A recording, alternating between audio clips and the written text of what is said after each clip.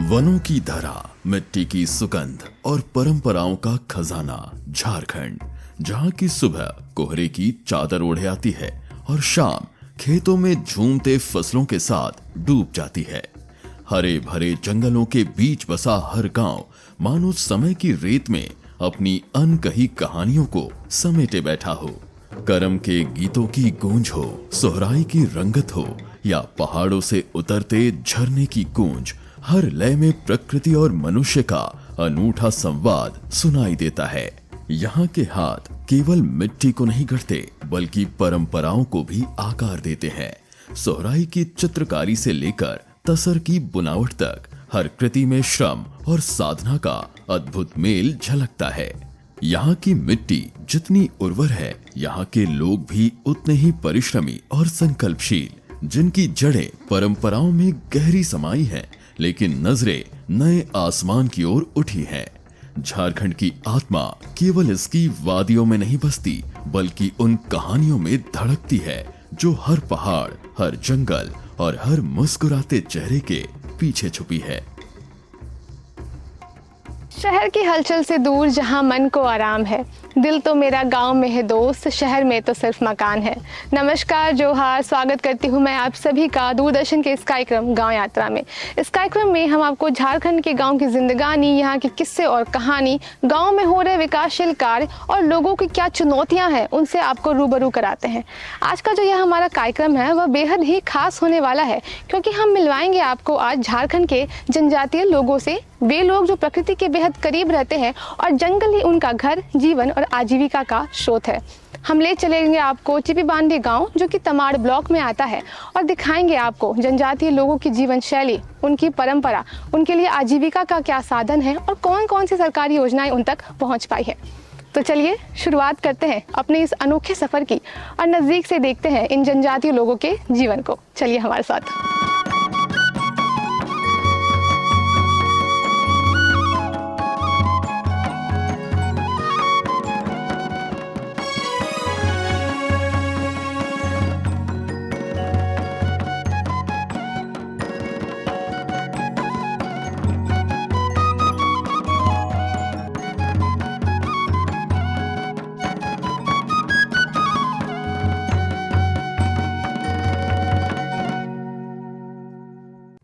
ऊंचे पहाड़ों से घिरा चिपीबंधडीह गांव, जहां रास्ते पथरीले हैं और जिंदगी संघर्ष से भरी हुई।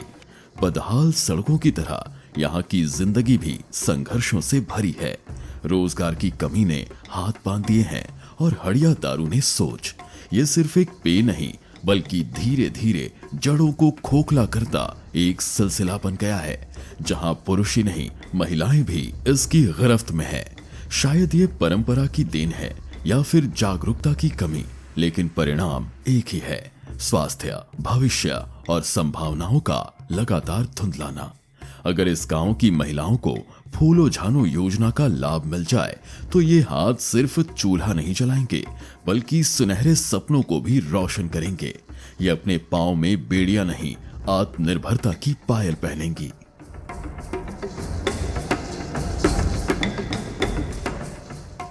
हर अंधकार में उम्मीद की एक किरण होती है। इस गांव में भी कुछ लोग जागरूक हैं, बदलाव की अलग जगा रहे हैं। अगर सही मार्गदर्शन मिले, स्वरोजगार के अवसर बढ़े और शिक्षा के माध्यम से चेतना फैले, तो ये गांव अपनी जड़ों को बचा सकता है। विकास की पहली शर्त है सोच में बदलाव, और जब ये बदलाव आएगा तब ये गांव भी अपने हालात से ऊपर उठेगा। रास्ते आज भले ही ऊबड़ खाबड़ हों, पर सही दिशा मिले तो हर सफर मंजिल तक पहुंच ही जाता है।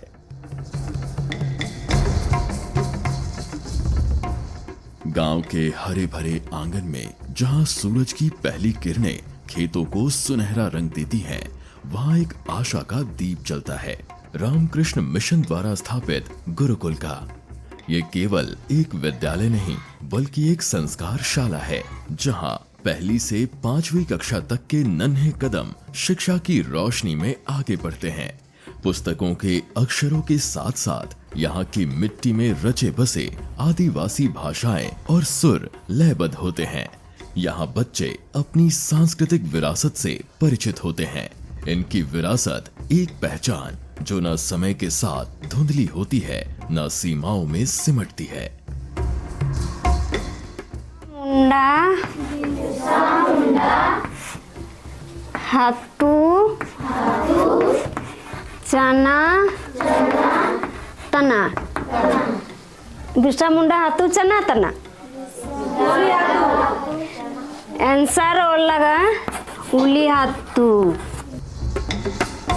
8 बजे मारी नामो तना हॉस्टेल रे 9 बजे स्कूल से तना राजकीय प्राथमिक विद्यालय शिवांदी हेंडे सोबेन पढ़ाई हुआ तना हिंदी इंग्लिश सोबेन पढ़ाई हुआ तना और 3 बजे छुट्टी हुआ तना हिजू के इनुंग तना ले और इनुंग के 5 बजे और प्रार्थना हुआ तना प्रार्थना के अले नेरे पढ़ा तना ले नेरे ठीक है को पढ़ा जाले आले मास्टर को और 8 बजे माडी नाम तना नाते राइटिंग को ले ऑल के गीती तना ले और सेता 5 बजे बिल के और पढ़ा तना ले नाते योगा मैदान से न तना ले।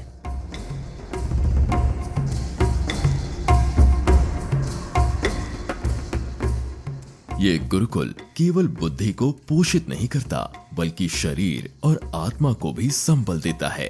रोजाना बच्चों के लिए पौष्टिक भोजन का प्रबंध होता है और इसी सेवा का विस्तार है विद्यालय का किचन गार्डन, जहां बच्चे अपने नन्हे हाथों से सब्जियां उगाते हैं, मिट्टी की सौंधी महक से जीवन के वास्तविक पाठ सीखते हैं। ये शिक्षा केवल कक्षा तक सीमित नहीं बल्कि आत्मनिर्भरता और प्रकृति से जुड़ाव की यात्रा है, क्योंकि ज्ञान की असली परिभाषा वही है जो जीवन को समृद्ध करे, शिक्षा जो संस्कार बने, पोषण जो आत्मनिर्भरता सिखाए और संस्कृति जो पहचान बने।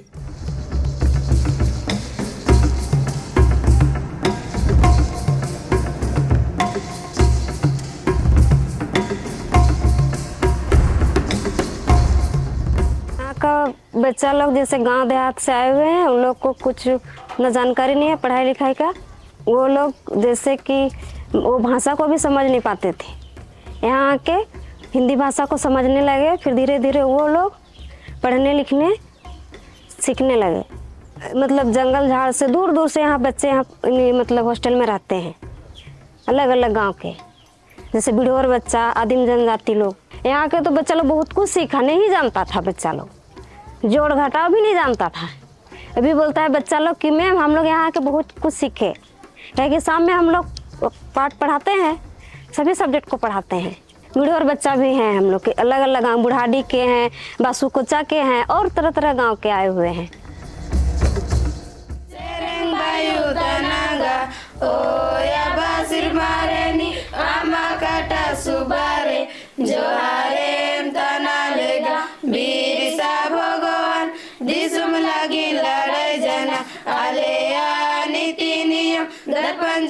बिसुड़ दो जोहारे तना लेगा होयोरी बिल्दा सेरेंग बायु तनागा ओ या बासिर मारेनी आमा काटा सुबारे जोहारे तना लेगा राम कृष्ण देवा एंगा ताबू सरोदा माता सेड़ा ओम लेम बो पेरे सेड़ा ओम लेम।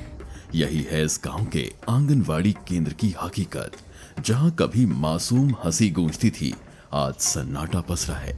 यहाँ की शिक्षा की किरण मध्यम हो चली है। बच्चे नहीं आते क्योंकि यहाँ न खेलने को कुछ है न सीखने को। ज्ञान के अंकुर तब तक नहीं फूटेंगे जब तक जमीन उपजाऊ ना हो, और ये आंगनवाड़ी बंजर होती जा रही है। ये सिर्फ एक इमारत नहीं, गांव के भविष्य की बुनियाद है, जिसे गिरने से पहले संभालना होगा, क्योंकि जहां बचपन ठहर जाता है वहां विकास दम तोड़ देता है। रेगुलर मतलब मेरा कभी कभी 8 बच्चा आता है, 6 बच्चा 6 से ऊपर आता है। मैंने टोला दूर दूर होने के चलते बहुत टोला वाले सब नहीं आ पाते हैं, और खोजने के लिए भी तो इन लोग छूट जाता है, इसलिए नहीं जा पाते हैं हम लोग भी। गर्भवती महिला चाहे धातु में तो बच्चा, छोटा बच्चा 6 माह से 3 साल का बच्चा तक लिए टीकाकरण होता है। उन लोग के लिए भी हम लोग को बांध दे के जाना पड़ता है, उन लोग का भी सुविधा है। और फिर चौथा गुरुवार को मेरा यहाँ पर वजन लंबाई का नापाई होता है और उसके बाद THR करते हैं हम लोग। ऊपर से ये माल आते हैं, उससे सबको रिसीव करके हम लोग का पैकेट चौथा गुरुवार को बांटा जाता है।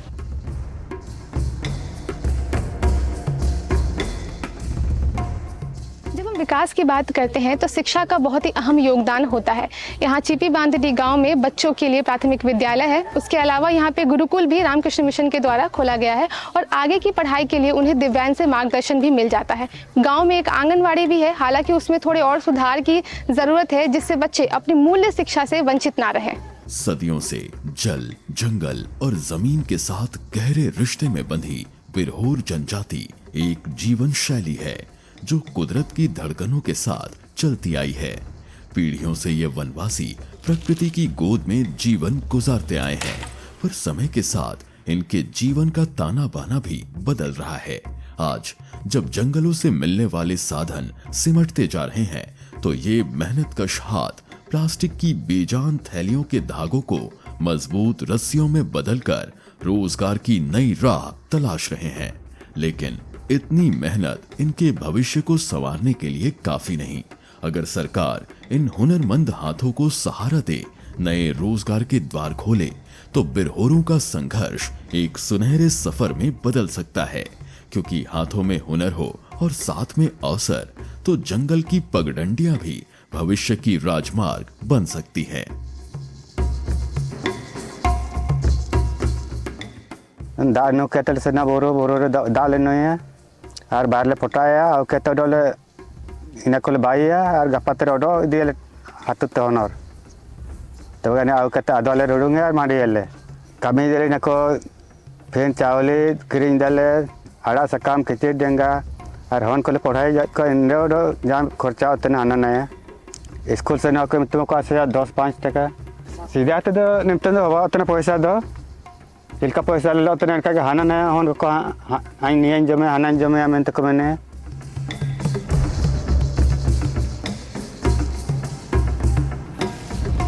अभी जो आप देख रहे हैं यहाँ पर ये मैं रस्सी बना रही हूँ। ये दीदी मुझे सिखा रही है बनाने के लिए। ये लोग इस तरीके से बोरे से ये रस्सी बनाते हैं और ये जो रस्सी है यही इनके आजीविका का साधन है। इसको ये लोग बाजार में बेचते हैं और अपना जीवन यापन भी इसी से करते हैं।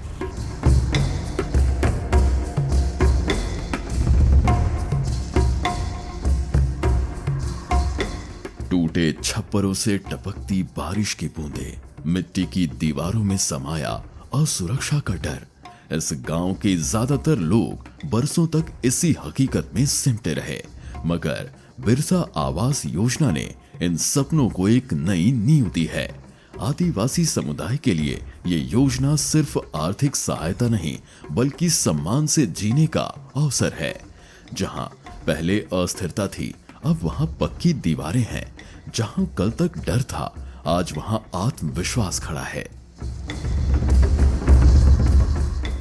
तो हम लोग अनगाल और अब्बाई करनिया आज पैसा और नाम में, लेकिन अब अनगा और से तो उड़ूंग के तने दरवाजा 10,000 खरीद के देंगे 10,000 और प्लस्तर के देंगे अनगा। पहले तो हम लोग झोपड़ी में था, लेकिन पत्ता घर में था, लेकिन अब तो सरकार हम लोग को देखा, इसलिए उन लोग बना दिया है, घर बना दिया है, इसलिए में एक घर में रहते हैं। सूखी मिट्टी, धूप से झुलसी बंजर जमीन और उम्मीद भरी आंखें, यही थी इस गांव की तस्वीर। सरकारी मदद के बिना भी इन मेहनती किसानों ने अपने हौसलों को मुरझाने नहीं दिया। रामकृष्ण मिशन की पहल ने इन्हें सिर्फ बीज और प्रशिक्षण नहीं बल्कि अपनी धरती से जुड़ने का नया हौसला भी दिया। अब जहां कभी बंजर जमीन थी, वहां आज सरसों की पीली चादर लहराती है और मटर के कोमल पौधे नए जीवन का गीत गा रहे हैं। ये परिवर्तन किसी करिश्मे से कम नहीं, लेकिन अभी भी एक बड़ी चुनौती खड़ी है, सिंचाई का संकट। हम लोग हर साल खेती करते हैं, सरसों या मटर, मूली, पालक कुछ भी लगाते हैं और खीरा उरा सब भी लगाते हैं, लेकिन हम लोग को सरकार तरफ से बीज उज कुछ नहीं मिलता है। हम लोग अपने से करते हैं। पानी का सुविधा कुछ भी नहीं है हम लोग के पास। कुआं भी हाल फिलहाल में कुछ मिला है, लेकिन ये भी फाइनल दे करके हम लोग को कुछ पैसा वैसा कुछ भी नहीं मिला है। यहाँ चारों तरफ हम ही लोग का ज़मीन है। यहाँ कुछ बोरिंग वोरिंग भी नहीं है, तालाब भी नहीं है, कुआं भी नहीं है, बस एक ही कुआं में है। इसीलिए हम लोग का खेती का सुविधा नहीं हो पा रहा है। सरकार से यही कहेंगे कि कुछ मदद मिलेगा तो बच्चा लोग को अच्छे स्कूल में पढ़ाएंगे लिखाएंगे, कुछ करने के लिए सहायता मिलेगा तो करवाएंगे, फिर अपने लिए भी लाइफ बनाएंगे, कुछ करेंगे।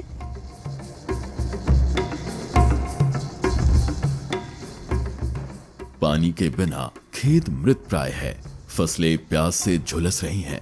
अगर समय रहते सिंचाई की समुचित व्यवस्था हो तो ये किसान सिर्फ अपनी तकदीर ही नहीं, पूरे गांव की तस्वीर बदल सकते हैं। मिट्टी तैयार है, मेहनत भी बेपनाह है। अब बस पानी की बूंदों के लिए इन्हें आसमान से नहीं, व्यवस्था से आस है।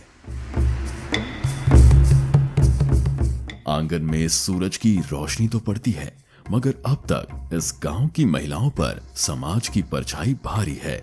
न कोई संगठित समूह, न कोई साझा आवाज, बस बिखरी हुई उम्मीदें। जहां महिलाएं आगे बढ़ती हैं, वहां समाज का हर कोना रोशन होता है। मगर यहां अब तक वो रोशनी नहीं आई है। अगर ये गांव सच में बदलाव चाहता है तो महिलाओं को आगे आना होगा, खुद को जागरूक बनाना होगा। एक संगठित समूह सिर्फ बातचीत का मंच नहीं, बल्कि हुनर, आत्मनिर्भरता और अधिकार की पहचान बन सकता है। हम लोग का महिला समिति का नाम बिरहर सखी मंडल, 10 आदमी है हम लोग। जमा जिदल सुबेन कुत्ते गे और ले बैंक ला ढलाव जिदल और जाए जुदी निकार या रुआ सुनता ले मिता उडुंग कते ना सुइसा ले तनले आड़दी कुंडी करले आउ जिदा आड़दी करले खर्चा देना को पैसा को जरूरत तनले मिता। गांव के बीचों बीच खड़ा जल मीनार सिर्फ एक संरचना नहीं, जीवन की धारा है। हर मटके में भरता जल, हर आंगन में बहती ताजगी, ये वही स्रोत है जो इस गांव की दिनचर्या को संवारता है। पीने से लेकर रोजमर्रा के कामकाज तक ये जल स्रोत हर घर की जरूरत पूरी करता है। ये सिर्फ पानी नहीं, गांव के अस्तित्व की बुनियाद है। इसी बुनियाद को और मजबूत बना रही है गांव की महिलाएं, जो अपने छोटे से किचन गार्डन में सब्जियां उगा रही हैं। इनके हाथों की मिट्टी अब सिर्फ पौधे नहीं, पोषण और आत्मनिर्भरता की फसल भी उगा रही है। यहाँ पे हम प्याज लगाए हैं, बीन्स लगाए हैं, मूली है और आलू है, और हमारा खाने के लिए हम इसी खेत से उगाते हैं। सरसों है, पौष्टिक खाना हमें यहीं से मिल जाता है। हमने अभी चिबी बांधडी के बिरहोल कॉलोनी का भ्रमण किया और इस भ्रमण के दौरान हमने देखा कि जो मुख्य सुविधाएं होती हैं, जो लोगों तक पहुंचनी चाहिए, वो यहाँ नहीं हो पाई है। गांव में जो आने का रास्ता है वो भी ठीक नहीं है, पक्की सड़क यहाँ बनी नहीं है। और इस गांव का जो मुख्य पेशा है वो है खेती, लेकिन अभी भी कई सारे ऐसे ज़मीन है जो बंजर है। सिंचाई की कोई सुविधा नहीं है यहाँ के किसानों के लिए। हालांकि दिव्यांग के द्वारा प्रयास किया जा रहा है, अगर सरकार भी थोड़ी इसमें और मदद कर दे तो किसान और मेहनत और लगन से खेती कर पाएंगे। एक और चीज़ जो हमें देखने को ये मिली है कि इस गाँव में अभी भी मिट्टी के घर है। अगर अबू आवास योजना, प्रधानमंत्री आवास योजना इस गांव तक पहुंच जाए तो लोगों के जो पक्के छत के सपने हैं वो पूरे हो पाएंगे। एक और सबसे अहम बात जो देखने को हमें यहाँ ये मिली है कि इस गांव के लोगों में अभी भी जागरूकता की कमी है। ऐसे संस्थान जो गांव-गांव जाते हैं और लोगों में जागरूकता फैलाते हैं, वही संस्थान अगर इस गाँव में भी पहुँच जाए तो यहाँ के जो लोग हैं वो और भी अच्छी तरीके से अपना जीवन यापन कर पाएंगे।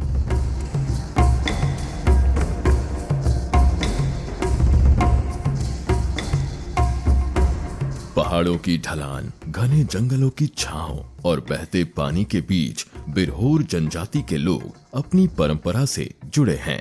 बकरी पालन जो सिर्फ जीविका का साधन नहीं, बल्कि इनकी संस्कृति का हिस्सा भी है।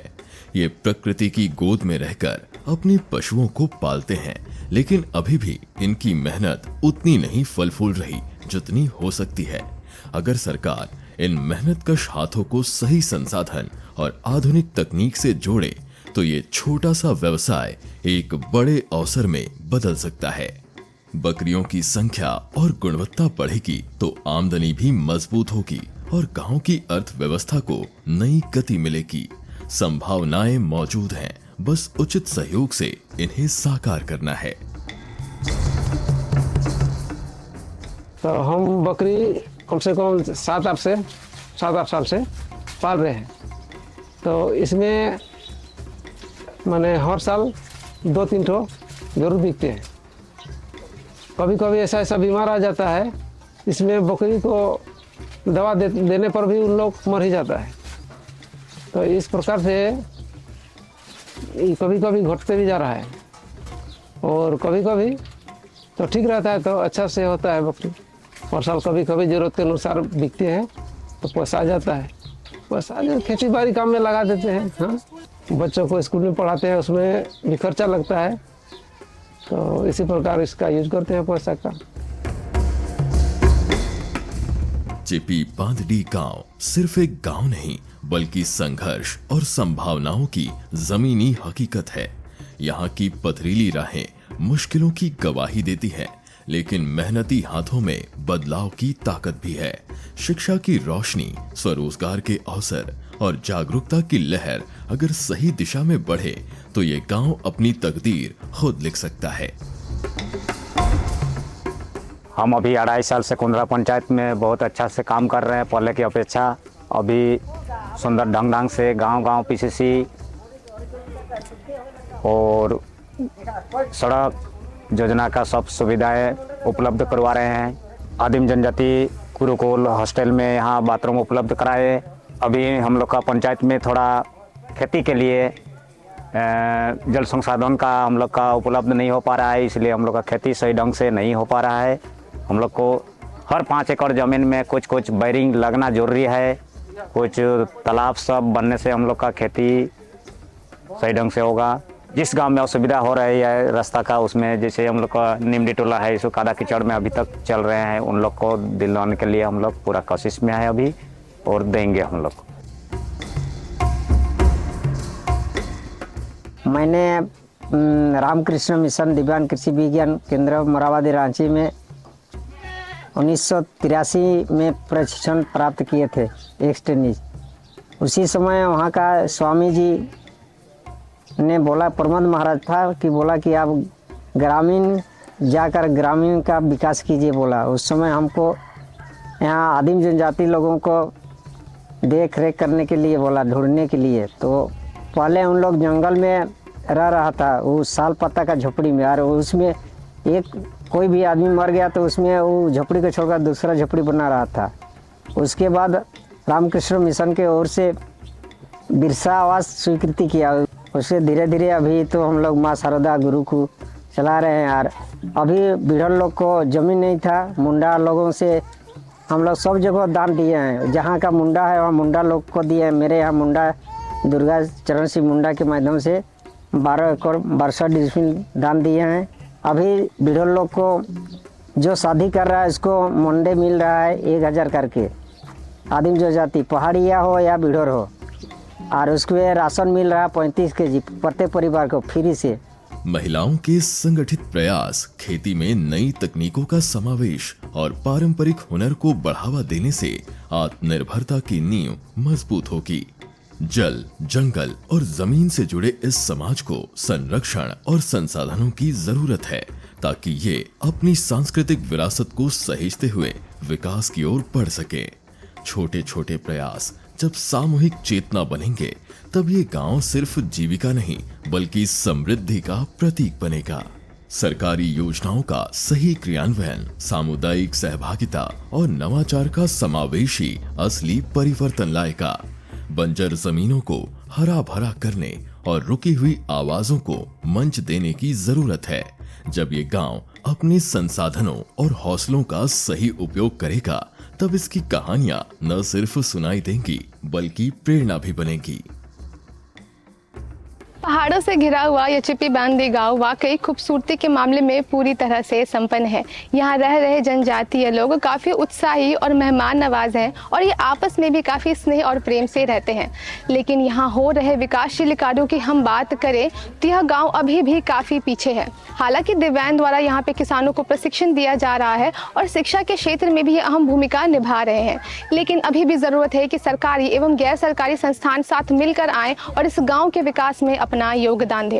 और लोगों में भी थोड़ी और जागरूकता की ज़रूरत है ताकि वे मिलकर अपनी इस विलुप्त होती हुई संस्कृति को संजोग सके और इसे बचा सके।